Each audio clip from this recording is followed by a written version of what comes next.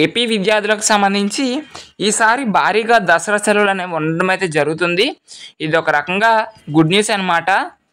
ఇక్కడ చూసుకున్నట్లయితే మనకి అక్టోబర్ 4 నుంచి అక్టోబర్ 13 వరకు అంటే మొత్తంగా 10 రోజులు అనేవి మనకి హాలిడే అనేది డిక్లేర్ చేయడం అయితే జరిగింది.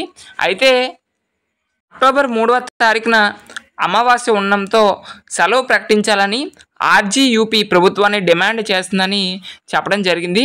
అంటే అక్టోబర్ 3న ఏదో ఒక అమావాస్య ఉందంట, ఆ రోజున కూడా హాలిడే ఇవ్వాలని వాళ్ళైతే గవర్నమెంట్ని కోరడం అయితే జరిగింది. అయితే గవర్నమెంట్ నుంచి ఎటువంటి రెస్పాండ్ రాలేదు.